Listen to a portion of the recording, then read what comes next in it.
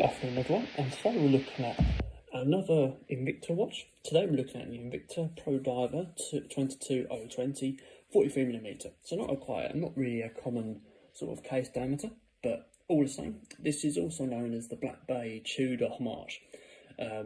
Yes, very similar in that sort of style. Have a look at the Tudor Black Bay if you get a chance, around about £3,000 retail. Have a look online at that. It's the black face with that red bezel. Before we move on to that, we're going to have a little box. So obviously I've got to take it out of this package because this is actually brand new. I haven't planned the matching scissors either, guys, so before you get clever and say that I've matched the scissors up to match the box, I haven't.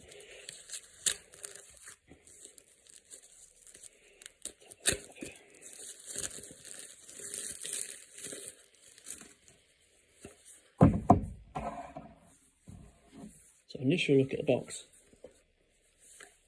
You obviously got that very yellow with that cushion topping to the actual top of the watch box with that pure black embossed thickly Invicta logo, very similar to the Rotary logo in fact, with that wingspan style to it. Nice sharp corners going around with a simple, I think it says lift off lid, yep, a simple lift off lid style. Actually no, sorry, my mistake, folding lid style.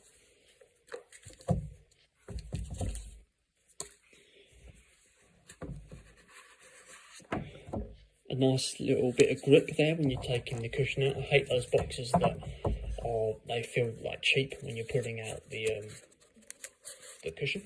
A nice thick cushion in there that fits in just right with that Invicta card inside, an overall yellow and black feel to it.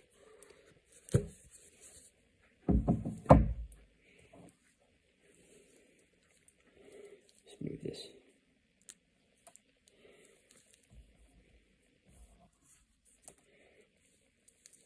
So here we go, guys. This is the Invicta Pro Diver 22020 43mm. Retails around about £50, and as you can see here, it's a very thick red bezel and a very bold red bezel.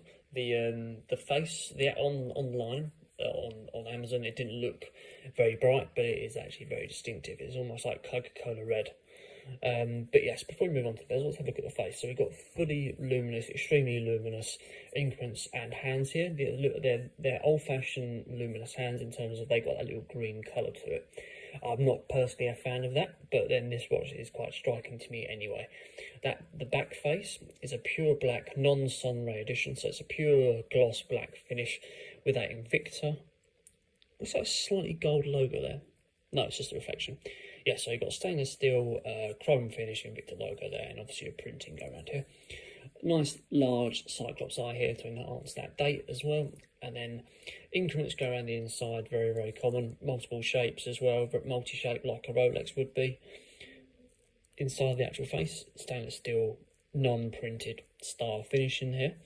Going around to the bezel, you've obviously got that red, pure Coke red finish with I think it's slightly older style numbers. So if you look at an older style Pepsi, that is very similar numbers to this. The smaller numbers that aren't really thick. If you look at my Matthew Tissot Pepsi, the one that's 2020 onwards, that has a 2020 style bezel to it with thick numbers. Bezel itself is a unidirectional with a very decent clicking mechanism to it. Very strong. It doesn't needs quite a bit of effort to move that round, but if you're a watch person like myself, it's something you get used to.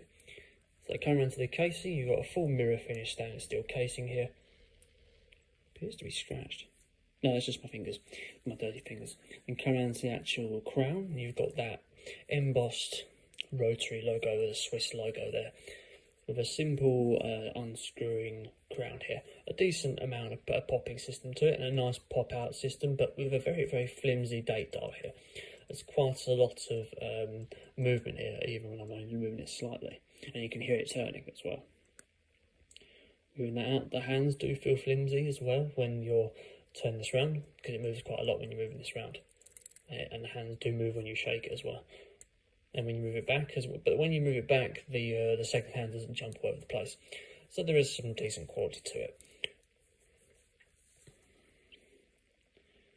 Obviously that bezel sits on a metal serrated backplate, very common on the Rolex Submariner. Go around to the back, You've got a plain black Invicta bold back plate here. So it's not an automatic watch, so it's just a plain back plate here. Connecting to a bracelet that's connected by double-ended popper pins. Connecting to an oyster style strap. The actual watch itself is waterproof 20 bar. With a double locking fold over clasp, operating on a quartz movement, as you can see from that.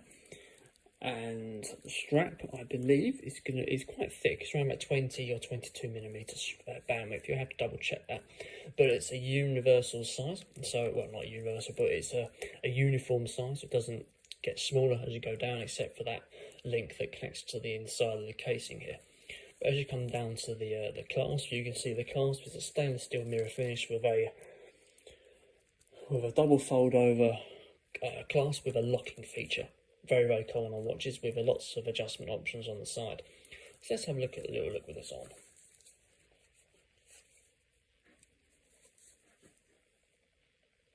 There we go, guys. That is the Invicta Pro Diver Black Bay Tudor Homage.